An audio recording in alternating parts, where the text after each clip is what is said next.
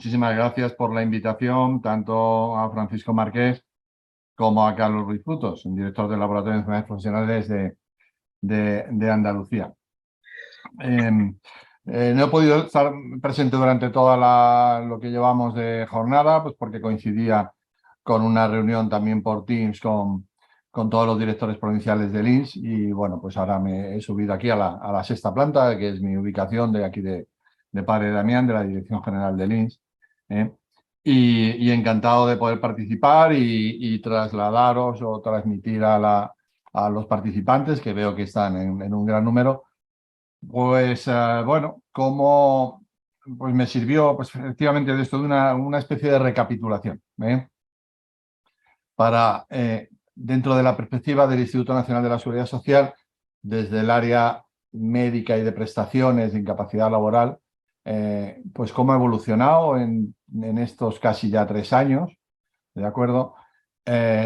No restringidos exclusivamente a COVID persistente, pero porque hasta que hemos llegado a COVID persistente hemos pasado por otra serie de etapas y como he oído a las dos participantes anteriores, bueno, pues es que al final, sabéis que aquí en el INS al final toca decidir si alguien percibe una prestación ya de incapacidad permanente o no, tal, y siempre, bueno, pues intentamos que sea con la mayor certeza científica también desde el punto de vista médico y luego desde el punto de vista de prestaciones, pero previamente debe ser desde el punto de vista médico.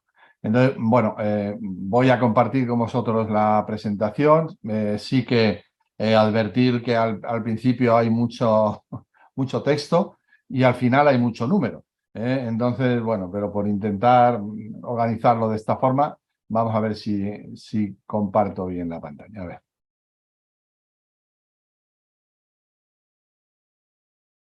Esta. Bueno. Entiendo que se ve bien, ¿no? Alguien me comenta que sí. Sí, sí, bueno, adelante. De acuerdo, pues nada, gracias, Francisco. Muy bien.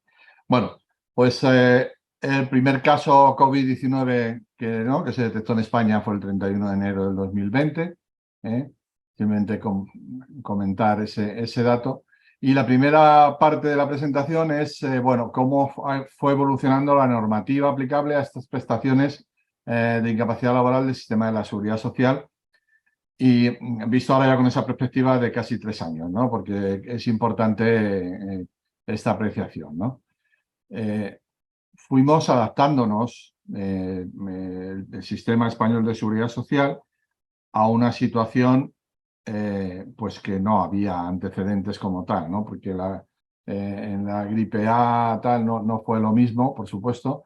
Y bueno, la primera norma que ya todo el mundo conoce y sobre todo que es importante además por esto que os figura ahí en negrita, ¿no? Que es con la finalidad de evitar la propagación de la enfermedad y mantener la protección social de los trabajadores por cuenta propia o ajena, se incluye que los periodos de aislamiento o contagio de personas trabajadoras por el virus, bueno, SARS-CoV-2 o como veis, no era el virus COVID-19, sino tal, bueno, tendrá la consideración de situación asimilada a accidente de trabajo a efectos de prestación económica por incapacidad temporal, ¿vale?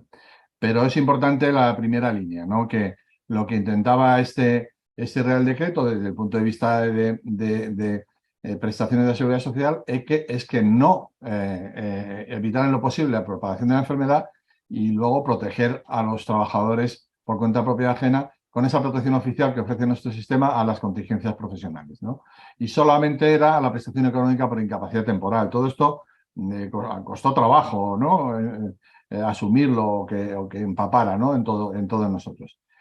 También había una situación excepcional para que veáis un poco toda la complicación que esto representó. El tema de los periodos de aislamiento o contagio, también restricción de la salida del municipio, personas, ¿qué tal? ¿no? Entonces también fue complicado. Vale, eso fue en marzo. En mayo, conforme se fueron desarrollando acontecimientos, sí comentaros que a primeros yo creo que fue a final de febrero de este año, ya hubo una reunión a alto nivel con la posibilidad de declarar enfermedad profesional a todo lo relacionado con esto para el personal. Bueno, se decidió que no, por normativa de la Seguridad Social, y se fue adaptando con estas modificaciones, ¿no? Este Real Decreto de 26 de mayo, lo que comentaba, decía, es que las prestaciones de seguridad social del personal que presta servicios en centros sanitarios o sociosanitarios y que en ejercicio de su profesión ha contenido el virus SARS-CoV-2 en cualquier fase de la epidemia y debía estar acreditado por los servicios de prevención de riesgos laborales, se considerarán derivadas de accidente de trabajo. En este caso ya eran todas las prestaciones, no la incapacidad temporal, sino todas las prestaciones derivadas de accidente de trabajo. Bueno, la previsión temporal, ¿no? Hasta el mes posterior a la finalización del estado de alarma, ¿de acuerdo? Y que en caso de fallecimiento se considera que la causa sería accidente de trabajo, siempre que se haya producido en los 5 años siguientes al contagio de la enfermedad. Bueno, fuimos adaptándonos y se vuelve a modificar por una norma de septiembre del año 20, el texto del artículo 5 de aquel primero, ¿de acuerdo? Con el objeto de proteger la salud pública, se considera con carácter excepcional, similar a AT, solo para la prestación económica de la incapacidad temporal, el periodo de aislamiento o contagio de las personas trabajadoras, y en cuyo caso se considera como AT. Con el mismo carácter excepcional también para la salida e entrada del domicilio. Y llega la Ley 1021 de julio, del 9 de julio del año 21, sobre el trabajo a distancia, que vuelve a incidir sobre este asunto, consideración como contingencia profesional derivada de accidente de trabajo, las enfermedades padecidas por el personal que presta servicios, centros sanitarios o sociosanitarios, como consecuencia del contagio por el virus SARS-CoV-2, ¿de acuerdo? Vuelve a insistir en lo mismo, en centros sanitarios o sociosanitarios, en el ejercicio de la profesión, que es acreditada por los servicios de prevención de riesgos laborales, ¿de acuerdo? Que el parte de enfermedad, este contagio se debe acreditar por el parte de accidente de trabajo, y vuelve a insistir sobre el tema del fallecimiento. Bueno, todo esto requirió que se aplicara al día a día y a la normativa desde el punto de vista del INS en cuanto a las prestaciones que derivaran de estos contagios. Entonces, se consideraba como situación asimilada a accidente de trabajo, al final, los periodos de aislamiento o contagio, situación asimilada a accidente de trabajo para la prestación económica de la IT, la situación de restricción de salida del municipio, también el periodo de cuarentena obligatorio establecido tras el retorno a España para personas que viajaran a países respecto de los que se ha impuesto dicha obligatoriedad. Esto fueron surgiendo estos casos, estas afectaciones, y hubo que ir adaptando la normativa. Para considerarlo como situaciones similares a accidente de trabajo, los aspectos comunes es que la duración de la prestación vendrá determinada por el parte de baja y alta. Cualquier persona que se encuentre en fecha de hecho causante en situación de alta en cualquier régimen de la Seguridad Social. La fecha del hecho causante, la que se acuerde del aislamiento, restricción o enfermedad del trabajador, sí que el parte de baja se expida con posterioridad, que esto ha ocurrido en numerosísimas ocasiones. Y la consideración de los periodos de aislamiento que se hubieran producido con anterioridad que entrara en vigor este Real Decreto Ley, se establece de forma retroactiva a cuando se acordara el aislamiento o diagnóstico de contagio. ¿Qué es lo que no se ha considerado como situación similar a accidente de trabajo? Pues los efectos adversos a la vacunación por el SARS-CoV-2. Entonces, bueno, toda la normativa referente a estas prestaciones emana de la Dirección General de Ordenación de la Seguridad Social, que es la entidad responsable de la normativa de prestaciones de la Seguridad Social. Entonces, se hizo una consulta específica a esta Dirección General, y se consideraba que los efectos de la vacunación derivados de la vacunación, no tendrían consideración de situaciones similares a accidente de trabajo, ¿vale? Y por eso esta es una primera parte. No se consideraba situación similar a accidente de trabajo aquellos procesos de baja que tuvieran su causa en el síndrome post-COVID-19. La argumentación de esta propia Dirección General de Ordenación es la siguiente. Los procesos de incapacidad temporal que traigan su causa en el síndrome post-COVID-19 deben estar sujetos a la normativa general de IT, regulada por el texto refundido, puesto que no responderían al objetivo asignado por el legislador a esta medida extraordinaria, que es proteger la salud pública, evitando exclusivamente la propagación de la enfermedad COVID-19.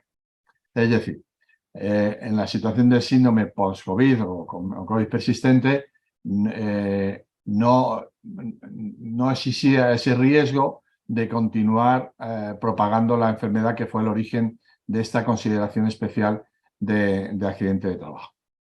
La recaída en el síndrome post-COVID tampoco tendría la consideración de recaída de procesos de IT, porque para que haya recaída debe producirse una nueva baja médica por la misma o similar patología. Y no tenía exactamente la misma consideración entre infección COVID y síndrome post-COVID. Bueno, todo esto, por supuesto, que puede haber matices y puede haber opiniones diferentes. Tampoco se considera situación similar a accidente de trabajo. Esto hubo también que sacar esta indicación. El periodo de cuarentena en un país extranjero donde se exija el aislamiento tras la entrada en el mismo, ¿vale? Bueno, pues esto también había que regularlo y no se consideraba como situación similar. También hubo que regular, esto ya es un poco más anecdótico, las situaciones de los trabajadores que no tienen cubierta la incapacidad temporal en nuestro sistema, ¿de acuerdo? Pues que hay diferentes grupos de trabajadores, como veis ahí, un poquito anecdóticos, clérigos diocesanos, tal, ¿de acuerdo? Porque no tenían derecho a la subsidio por incapacidad temporal. Había también otros trabajadores en que solo tenían cubierta la incapacidad temporal por contingencias comunes, como era una parte, por ejemplo, de los trabajadores del sistema por cuenta propia agrario, ¿no? Entonces, para esto se determinaba que tienen derecho a la IT, si bien solo al reconocimiento del derecho al subsidio en periodos de aislamiento, contagio o de imposibilidad de desplazamiento para la situación similar a accidente de trabajo. Entonces, se podría reconocer como accidente de trabajo y subsidio por IT.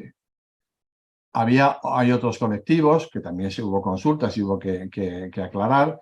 Hay trabajadores que solo tienen cubierta la incapacidad temporal por contingencias profesionales.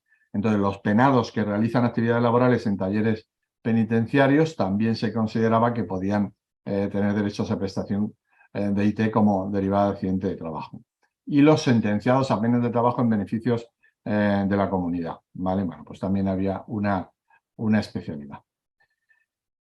Desde el principio hubo que hacer, bueno, pues unas recomendaciones, instrucciones y demás, cómo debían emitirse estas bajas, ¿vale? Las bajas por personas afectadas por COVID, pues deberían ser los médicos de los servicios públicos de salud los que emitieran estas bajas, en todos los casos, bajas y altas, en todos los casos por afectación por coronavirus. Tanto por los códigos de la CIE 9 como de la CIE 10 consensuados, que luego lo veremos más adelante, en situación de aislamiento, en situación de enfermedad y de restricción también. Y en principio, tanto por supuesto para el personal sanitario como para el resto de trabajadores. No debían emitirse al inicio de todos estos procesos de baja por los facultativos de las mutuas colaboradoras o del ISM o de las empresas colaboradoras. ¿De acuerdo? Siempre la baja se debería emitir por enfermedad común. Esas fueron las instrucciones iniciales. Y también una primera instrucción, que imaginaros lo que supuso también para ver cómo se hacía o no, porque se decía que el parte médico de baja por aislamiento requerirá previamente la confirmación de la procedencia de ese aislamiento por parte de la autoridad sanitaria competente de cada comunidad autónoma o a quien ésta autorice. Que para ello es indispensable que esa información llegara a los facultativos competentes para la emisión del parte de baja. Bueno, esto fue muy al principio, imaginaros cuando esto ya se produjo el estallido tal, pues era absolutamente inviable, ¿no? Y luego desde el 5 de marzo del 22 sí que se deberían dejar de emitir partes de baja por incapacidad temporal por el contacto sospecha de exposición a COVID-19, ¿vale? Ya que la Comisión de Salud Pública del Ministerio de Sanidad había acordado eliminar la recomendación de cuarentena a todos los contactos estrechos de un positivo a nivel comunitario, sin excepción, se esté o no vacunado, ¿de acuerdo? O sea, a partir de esa fecha ya no se emiten partes de baja por contacto sospecha. Luego, como os decía, veréis un poco los datos, ¿no? Tuvimos que indicar lógicamente que estos partes de baja se podrían emitir sin la presencia física de la persona trabajadora. Bueno, pues porque bueno, ya imagináis bueno, cómo se fue desarrollando. Lo estamos viendo ahora con una visión de casi 3 años después, pero esto un poco al principio había que recalcarlo, ¿no? A partir del 28 de mayo se modifica en el sentido de que los procesos de baja es correspondiente al personal sociosanitario y de centros sanitarios y que su diagnóstico coincida con cualquiera de los diagnósticos asociados a contagiados por COVID-19 y cuando la responsabilidad del proceso de la baja por contingencia profesional corresponda a una mutua, la emisión del parte de baja y confirmación y alta corresponderá a la misma exclusivamente y en todo caso como contingencia 3. Es decir, a partir de mayo del 20, las bajas por incapacidad temporal de personal sanitario y sociosanitario, que cualquiera que fuera la entidad que cubre el riesgo, ya sí que se debían emitir por accidente de trabajo. ¿De acuerdo? Se aclaró también que cuando hubiera una solicitud de un trabajo sanitario o sociosanitario por recaída de un proceso que ya estuviera cerrado, ¿vale? Conforme al procedimiento que había hasta el 27 de mayo, si había una nueva recaída, se considera el nuevo proceso también derivado de accidente de trabajo. ¿De acuerdo? Y también hubo que aclarar otra vez la situación de restricción o de salida de las personas. Bueno, y todo esto se complica para luego, para posterior normativa, para la consideración de la enfermedad ocasionada por SARS-CoV-2, considerada como accidente de trabajo / enfermedad profesional. Para que veáis ahí, bueno, pues un poco, el primer punto es toda la normativa que afectó a esto y todos los criterios de gestión, todas las instrucciones, recomendaciones que desde esta Dirección General y desde la propia Dirección General de Ordenación hubo que emitir para aclarar esta situación de enfermedades, de accidente de trabajo, enfermedad profesional. ¿Cómo quedó regulado esto para la población general? Para la población general, los periodos de aislamiento o contagio por el virus SARS-CoV-2 se consideran con carácter excepcional situación asimilada a AT para la prestación económica de la incapacidad temporal, ¿vale? Pero no obstante, si se prueba que el contagio de la enfermedad se ha contraído con causa exclusiva de la realización del trabajo, en los términos que señala el artículo 156 del texto refundido, la enfermedad será calificada como AT. Es decir, para la población general, la IT derivada de contagio, ahora ya solo de contagio, por SARS-CoV-2 es la prestación, es EC y prestación de la incapacidad temporal como accidente de trabajo. Ahora bien, si se demuestra que la población general, el contagio fue en el ámbito laboral, pues todas las prestaciones se consideran como accidente de trabajo. Ahora, todas las aclaraciones que hubo que emitir para el personal sanitario, en cuanto, como he oído que comentaba antes Francisco de alguna cuestión que se planteaba, pues a lo mejor podemos aclararlo con esto, ¿no? Para población sanitaria, que es aquel personal que presta servicio en centros sanitarios o sociosanitarios, es para el personal sanitario de la Inspección Médica de los Servicios Públicos de Salud y de la Inspección Médica del INS y para el personal sanitario de Sanidad Marítima que preste servicios en el ISM. Este es el colectivo que se considera a estos efectos como población sanitaria. El ámbito objetivo de esta prestación es que la contingencia de la enfermedad es accidente de trabajo, pero las prestaciones que se otorgan son las previstas por enfermedad profesional. Es decir, para todos estos colectivos, si una persona causa baja por este contagio, por esta enfermedad, se considera accidente de trabajo, pero las prestaciones económicas del sistema de seguridad social son las de enfermedad profesional. Bueno, es una argumentación jurídica, ¿de acuerdo? Y lo que viene es a proteger en mayor grado, que tampoco hay tanta diferencia entre la protección entre accidente de trabajo y enfermedad profesional, pero lo que se dice es que todas las prestaciones del sistema, incluidas por fallecimiento y demás, van a tener la consideración de enfermedad profesional. Estamos hablando aquí de prestaciones que serían, digamos, a partir de una incapacidad permanente o por muerte y supervivencia. ¿De acuerdo? Bueno, para considerarlo para aclararlo, consideración como contingencia profesional derivada del accidente, las enfermedades de este personal que esté inscrito en los registros correspondientes y que haya contraído en el ejercicio de su profesión el virus SARS-CoV-2 durante cualquiera de las fases de la epidemia por haber estado expuesto a este riesgo y que estuviera acreditado por los servicios de prevención de riesgos laborales, ¿vale? Para acreditar que se ha producido en el ámbito laboral. Luego, prestaciones idénticas a enfermedad profesional. Pues bueno, por otra normativa de las muchas que he enumerado antes, como os comentaba, tendrán las mismas prestaciones que el sistema otorga a estas personas afectadas por una enfermedad profesional.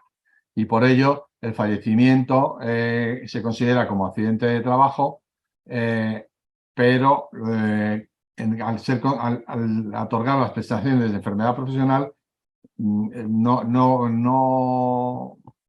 funciona, digamos, no opera el límite de los 5 años. ¿De acuerdo? Bueno, ¿qué prestaciones se incluyen y cuáles no? Todas las prestaciones derivadas del sistema, pero se aclara. Todo esto son, digamos, criterios de interpretación dentro de nuestro sistema, de nuestra institución de seguridad social, para reconocer o no determinadas prestaciones, ¿no? Quedan excluidas aquellas prestaciones del sistema que no guarden vinculación con el contagio COVID-19, lógicamente.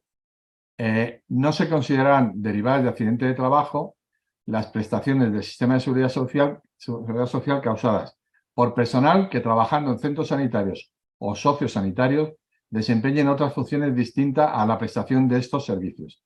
Es decir, no se considerarían al personal administrativo, personal de limpieza y demás. Aquí sí se aclaró, hubo un criterio, sí se aclaró que, por supuesto, a los celadores, al personal celador de centros sanitarios sociosanitarios. Tampoco se consideran derivadas de AT estas prestaciones cuando causadas por este personal fuera de dichos centros sanitarios. Y sí se consideran derivadas de accidente de trabajo las prestaciones causadas por el personal que presta servicios sanitarios sociosanitarios tanto en centros sanitarios como fuera de dichos centros. Bueno, aunque parezca un galimatías, en resumen es todo el personal sociosanitario que le ocurra en el lugar de trabajo.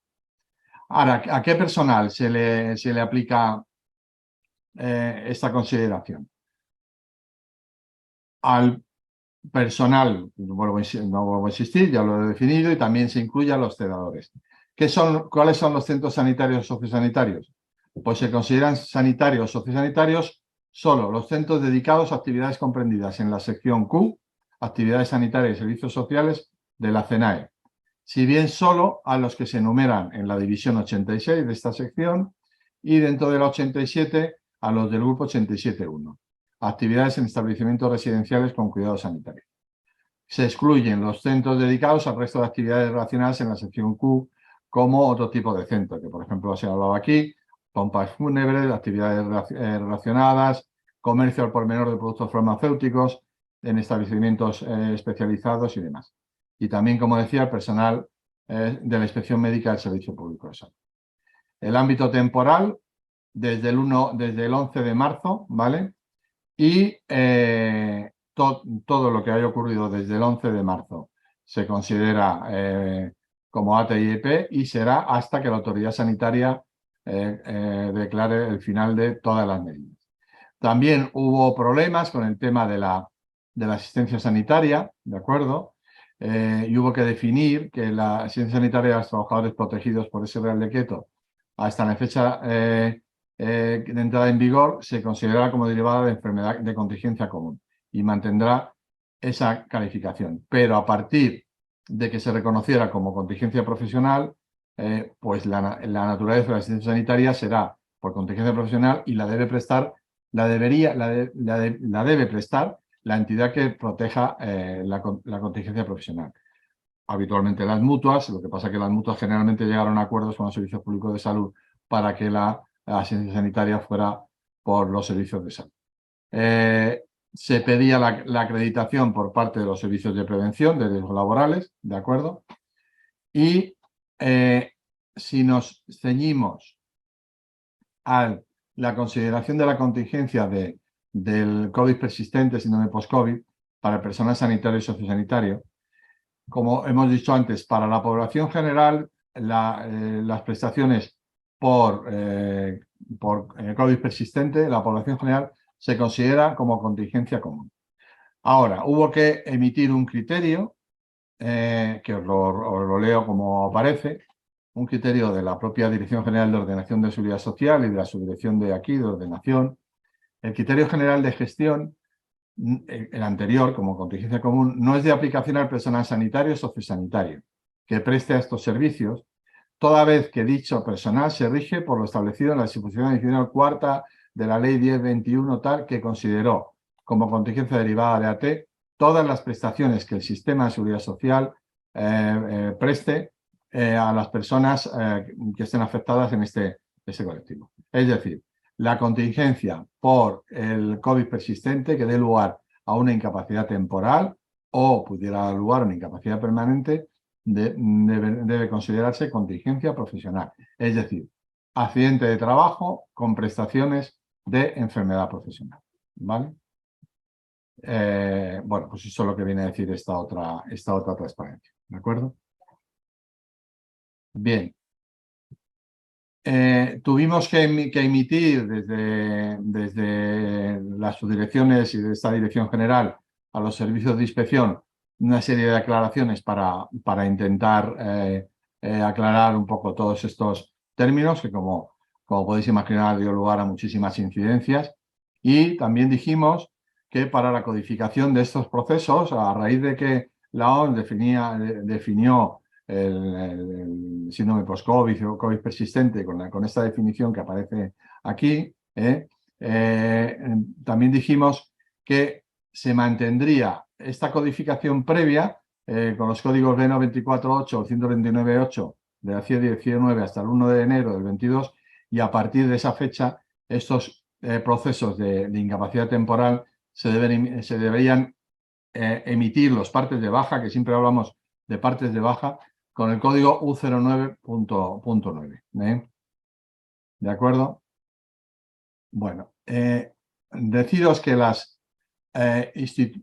para poder emitir estas instrucciones siempre relativas a la incapacidad temporal derivada de estos procesos, desde el inicio de la pandemia, es que las primeras instrucciones que consensuamos de aquí fueron el día 6 de marzo del 2020, tuvimos la correspondiente coordinación desde el Ministerio de Inclusión, Seguridad Social y Migraciones, en particular desde el INS, con el Ministerio de Sanidad a través de la Ponencia de Salud Laboral de la Comisión de Salud Pública del Consejo Interterritorial del Sistema Nacional de Salud, con el propio Ministerio de Sanidad, con la Subdirección General de Sistemas de Información en relativo a codificaciones, con el Ministerio de Sanidad y con el área de salud laboral de la Dirección General de Salud Pública, con todo lo relacionado con todas las instrucciones que han ido publicándose por los servicios, coordinación con los servicios de prevención de riesgos laborales, y con los servicios públicos de salud a través de las inspecciones de servicios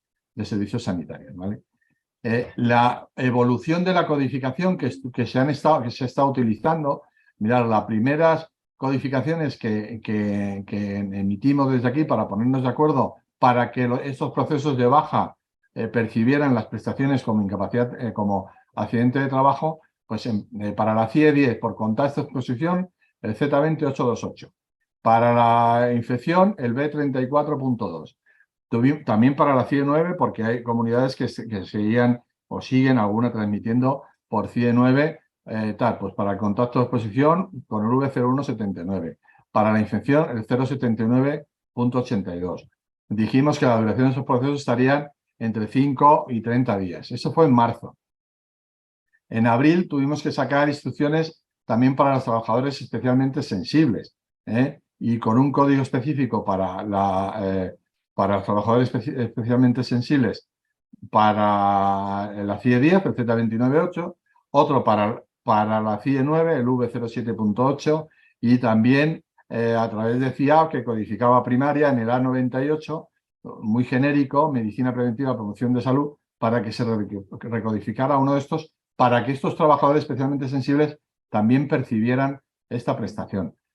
Bueno, pues empezamos con algunos números. Procesos cerrados de incapacidad temporal para trabajadores especialmente sensibles se emitieron hasta un total de casi 42.000 bajas para trabajadores especialmente sensibles. Quedan vigentes 73, estamos hablando desde el momento, desde el año 2020, desde esa fecha que hemos hablado antes de abril o mayo. Bueno, esto probablemente son errores de codificación, bueno, o errores de las propias bases de datos, ¿no? Como veis, en esa mayoría de las provincias no hubo procesos, pero bueno, como veis aquí, pues lógicamente las provincias más grandes, Alicante 1.800, Baleares igual, Barcelona casi 7.000, ¿de acuerdo? Madrid 6.400, Sevilla 2.000 y pico, 3.000. Esos fueron procesos para trabajadores especialmente sensibles. Luego, ya a partir de 2022, durante todo el año 2022, para aislamiento, el Z20 822 desde el 1 de enero del 22 y el Z20 828 para contacto a otras enfermedades médicas hasta el 31 de marzo. Del 22, a partir de fecha, acordaos que antes era el 5 de marzo, a partir del 31 de marzo no se admitía ningún proceso de baja por estos códigos. Desaparece el trabajador especialmente sensible, para enfermedad COVID-19 el U07.1 y para COVID persistente post-COVID el U09.9. Esta es una transparencia de la codificación que nos pasó el Ministerio de Sanidad para ir adaptando las codificaciones conforme a la CIE 10 y a partir de determinadas fechas, ¿no? De 2020 hasta 2022, ¿de acuerdo? Y estos son los códigos que se utilizan, se siguen recibiendo en el INS, en los partes de baja, para seguir pagando y abonando las bajas como contingencias profesionales. Veis que aquí no está el de U09.9, ¿de acuerdo? Bueno, no están en esas estadísticas, pero debe estar y sigue estando para el personal sanitario el U09, ¿de acuerdo? Y ahora pues os voy a contar una serie de datos, de procesos, veo que son y cuarto. Bueno, pues un poco para que veáis el volumen de lo que ha supuesto todos estos procesos de incapacidad, ¿vale? Mirad, esta primera transparencia, que están divididas siempre en dos, son procesos de baja, ¿de acuerdo?, que se han tratado como accidente, como contingencia profesional, desde el 15 de febrero del 2020 al 31 de octubre de 2022. Voy a pasar a la segunda porque vienen los totales al final. A 31 de octubre del 2022 se han transmitido un total de 9.559.628 partes de baja, ¿de acuerdo?, por los servicios de salud. Imaginar, no hace falta que lo imaginéis porque lo habréis sufrido también, el volumen que esto ha supuesto para los servicios de salud, para la atención primaria y demás. Bueno, de estos 9 millones, más de 9,5 millones de procesos, el 99,85% de ellos están finalizados, ¿de acuerdo? Están cerrados. Es un poco que todo esto lo pongamos luego en relación con los procesos de COVID persistente, ¿no? La duración media de los procesos finalizados en días ha sido de 12,42. Aquí están unidos tanto infección como aislamiento, ¿de acuerdo? Luego veréis que están separados. Fueron 12,42 días. Afiliados activos a esta fecha, en torno a 19 millones, ¿de acuerdo? Y el ratio por cada 1.000 afiliados de procesos de baja es de 5.000 por cada 10.000. O sea, es decir, que es dividir, ¿no?, los procesos entre afiliados, no cada afiliado, o sea, lo que viene a decir esto es que la mitad de los afiliados han tenido un proceso de baja. No es así, porque habrá algunos que han tenido varios y otros que no han tenido ninguno, pero es muy, muy llamativo. Y hay, bueno, pues la distribución, como no puede ser de otra manera, pues un poco geográfica. Pues en Navarra 6.000 y pico, siendo la media de 5.000, pues Vizcaya supera en 6.000 también. Por aquí veo Tarragona en 6.300, 6.900 en Guadalajara, quizá por su cercanía a la Comunidad de Madrid, muchos trabajadores viven en Guadalajara. Bueno, esto es de los procesos a nivel nacional. En esta transparencia, nueva diapositiva, se separa infección y aislamiento, ¿vale? Finalizados, procesos finalizados y duración media, ¿no? Me voy a la última, a la siguiente, vamos. De los 9 millones de procesos, 5.900.000 son por infección, 3.653.000 por aislamiento, pero recordar que desde marzo o desde el 1 de abril ya no hay procesos de baja por aislamiento, ¿de acuerdo? Los que están finalizados por infección, el 99,77 y por aislamiento el 99,98. O sea, alguno queda sin finalizar por aislamiento, pero bueno, probablemente es un tema de codificación. La duración media de esos procesos por infección ha sido de 12,86 días, ¿de acuerdo? O sea que se ha mantenido un poco en estos, que se decía, entre 10, 15, decíamos entre 5 o 30 días. Por supuesto que habrá de mayor duración menor, por supuesto, pero la media ha sido esto. Y el aislamiento en torno a los 10 días, ¿de acuerdo? Los procesos cerrados por rango de edad, pues bueno, también un poco la distribución de la población trabajadora, ¿de acuerdo? Y los procesos vigentes, pues son los que nos quedan ahora mismo de baja, personas que algunos siguen entrando y otros van saliendo, por supuesto, entre 36 y 45 años, 2.400 de mujeres, 1.361 de hombres, 2.500 mujeres, 1.600 hombres, ¿vale? En esta diapositiva, como veis aquí abajo, ya habéis comentado el tema de las olas, las olas asistenciales, pues tienen su reflejo, por supuesto, en las olas de incapacidad temporal, lógicamente.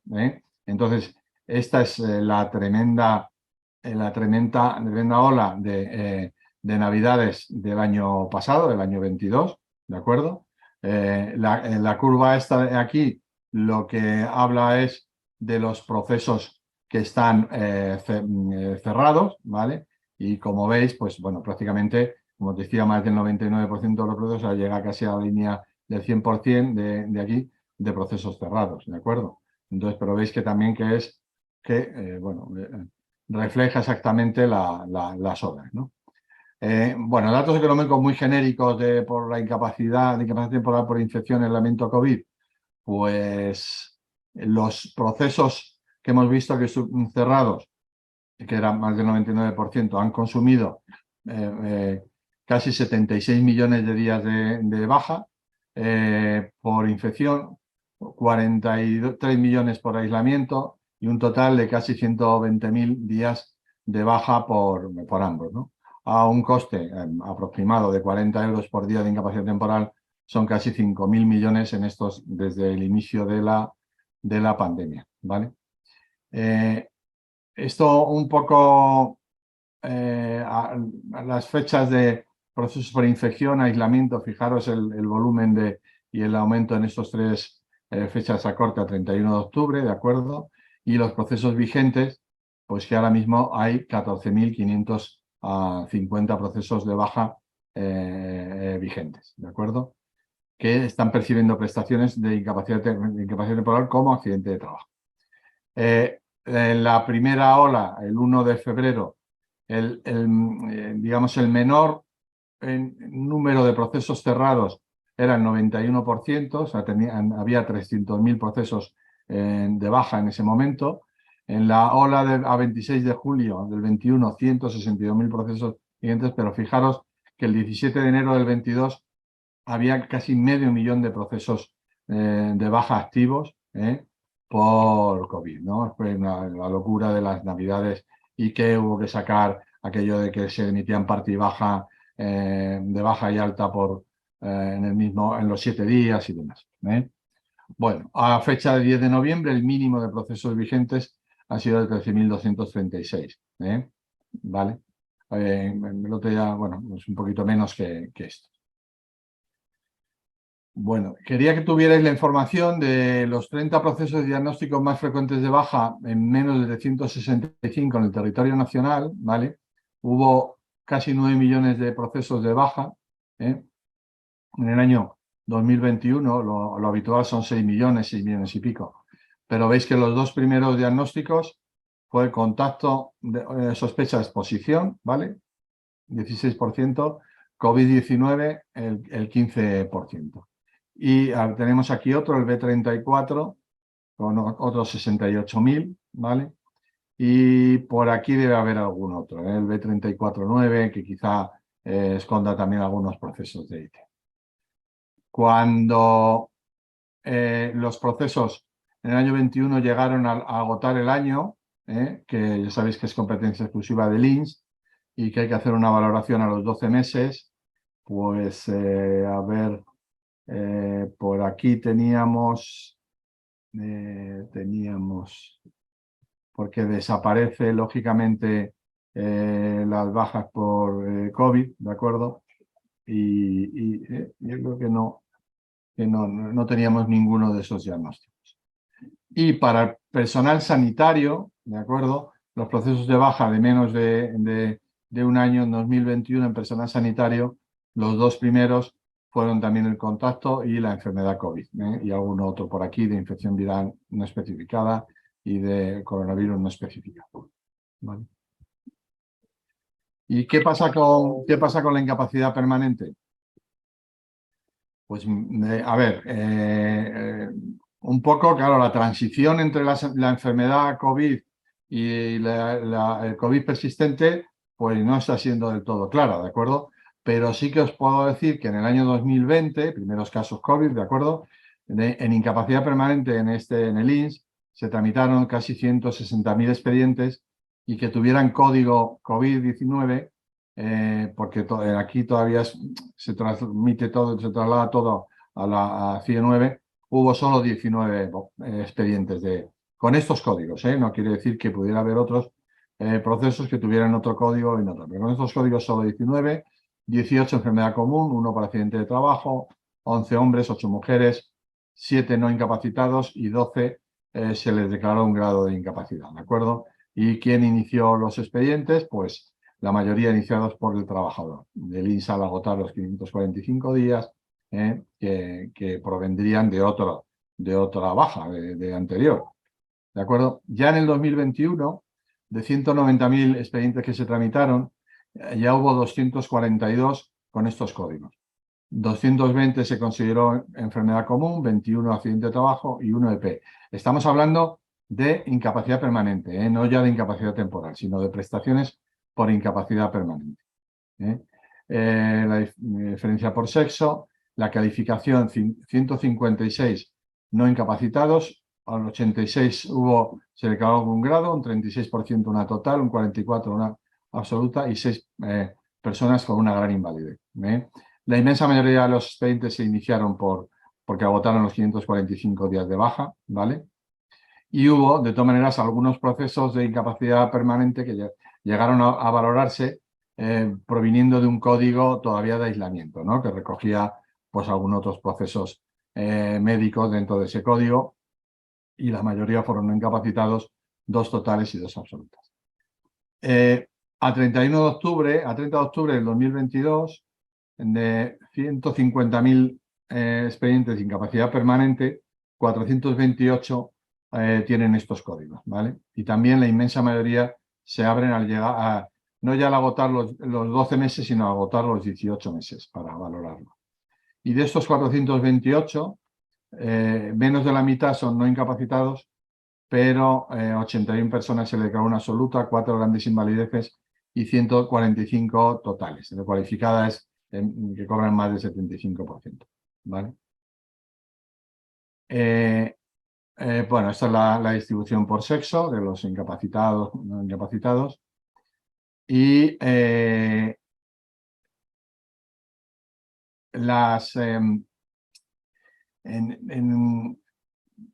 ver, un poco aquí ya estoy finalizando. Hemos tenido en el Instituto Nacional de Seguridad Social muchos escritos, preguntas parlamentarias, informes del Defensor del Pueblo en relación a la COVID persistente y síndrome post-COVID. Quiero decir, ¿qué se nos trasladaba? Que cesaran con carácter inmediato las altas médicas que de forma sistemática y arbitraria se venían dando afectados por long COVID persistente, cuando llegan a los 365 días, que se adapten y correlacionen los periodos de IT al curso de las investigaciones y descubrimientos científicos que objetiven la duración previsible de la enfermedad, que se transponga al derecho nacional la codificación CIE, que se cite a reuniones de colectivos afectados. Bueno, nosotros pues un poco siempre volvemos a la normativa que nos tenemos que adaptar a lo que dice la ley, que son 365 días, prorrogable por otros 180 y que una vez que se alcancen los 165 se hará un reconocimiento, una evaluación médica por parte de la inspección y se emitirá una resolución por el equipo de evaluación de incapacidades. ¿De acuerdo?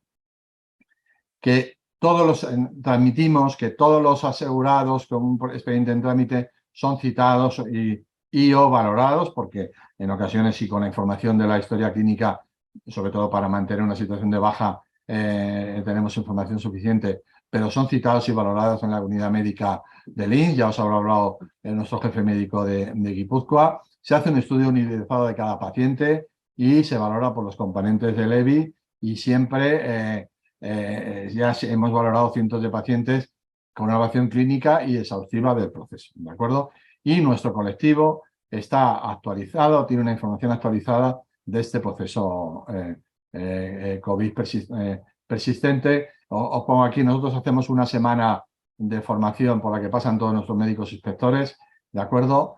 Y ya desde el 2021, uno de los módulos que se les traslada a todos nuestros inspectores médicos es una actualización de la información clínica con evidencia, mayor o menor, como habéis comentado mis antecesoras, de esta patología, ¿no? Para que el médico pueda hacer el informe correspondiente, nuestro médico inspector, y el EBI tenga toda la información. Bueno, un poco lo que se les traslada, los síndromes prolongados, COVID agudo, secuelas de COVID, intentando diferenciar el COVID persistente, ¿de acuerdo? La información, las secuelas respiratorias, las secuelas cardiológicas, el síndrome post-UCI, secuelas neurológicas, síntomas cognitivos, trastornos psiquiátricos. Conforme a la guía de la SEM que se editó, me parece que fue en mayo, también diferenciar pues lo que es el complejo sintomático multiorgánico de pacientes que han padecido COVID, tal, y lo que no es COVID, las secuelas de complicaciones graves, la comorbilidad por otras patologías, enfermedades previas agravadas. Se va a publicar en breve un estudio que se ha hecho por parte de médicos inspectores de nuestras unidades médicas de Madrid y Cádiz sobre esta patología. Los síntomas que deben valorarse por nuestros médicos inspectores, ¿de acuerdo?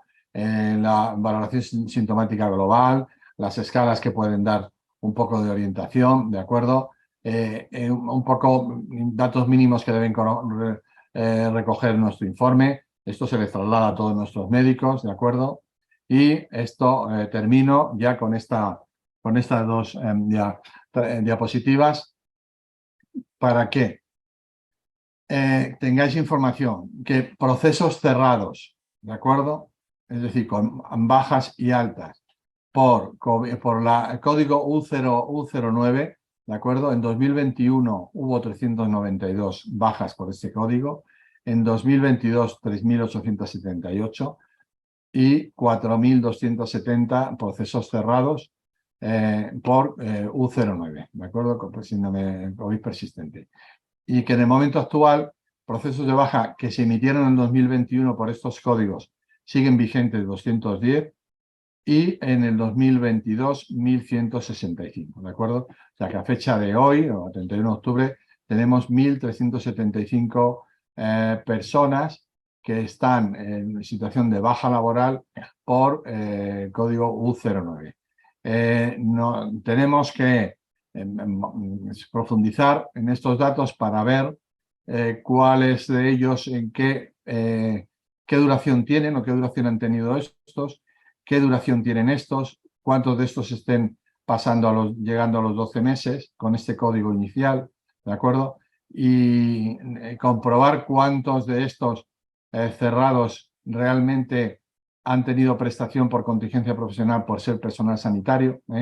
Y bueno, pues como el impulso del seminario proviene de Andalucía, pues estos son en amarillo de las 9 provincias andaluzas, 8, perdón, el número de procesos que tiene cada una de ellas.